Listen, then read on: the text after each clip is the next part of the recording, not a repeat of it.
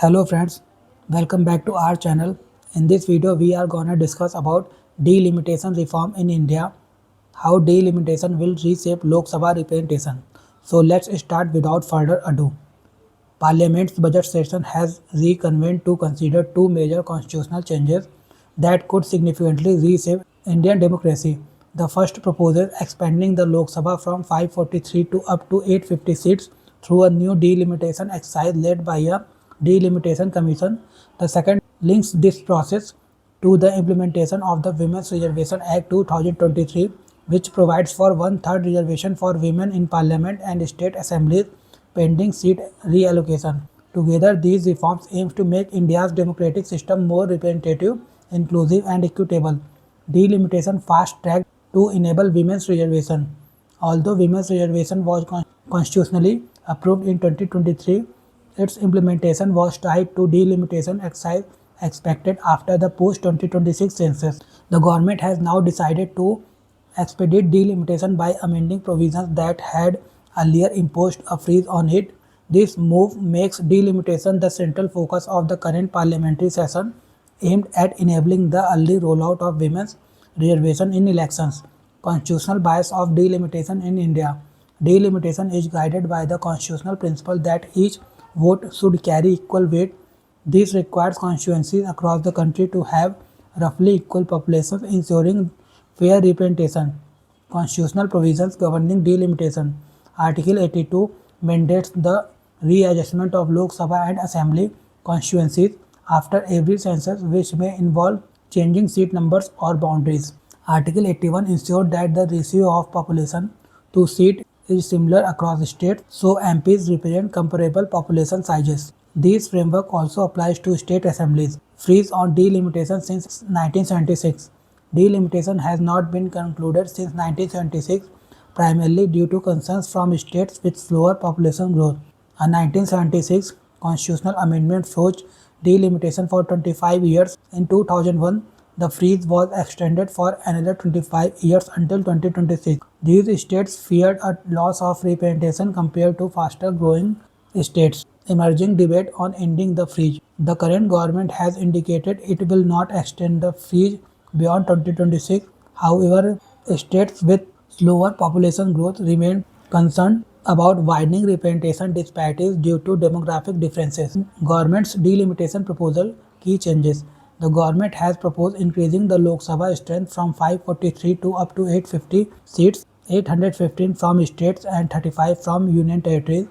While earlier assurance suggested a uniform 50% increase across states, the bill does not explicitly guarantee this. The idea of proportional increase was aimed at protecting states with slower population growth from losing representation. However, the absence of a clear provision in the bill leaves uncertainty over seat distributions. Major constitutional changes proposed. Delinking delimitation from census. The amendment removes the requirement of conducting delimitation after every census. Delimitation can now be carried out whenever Parliament approves it. Flexible use of census data. Instead of using the latest census, Parliament can decide which census to use. This changes the definition of population from last preceding census to as determined by Parliament, enabling immediate delimitation. The charges allow the government to conduct delimitation based on the 2011 census without waiting for the next census expected around 2027. This provides greater flexibility in seat allocation and timing. Delimitation debate, balancing representation and vote value, uncertainty over seat allocation. The absence of a clear provision for a uniform 50% increases in seats across states has created uncertainty, potentially leading to political disagreements over seat distribution. Trade-off, proportionality versus equality. A flat increase in seats across states may preserve existing representation proportions, but it would undermine the principle of one vote, one value as population differences remain unaddressed. Unequal value of votes. Currently, disparities already exist. An MP in Himachal Pradesh represents 17.16 lakh people. An MP in Haryana represents 25.35 lakh people.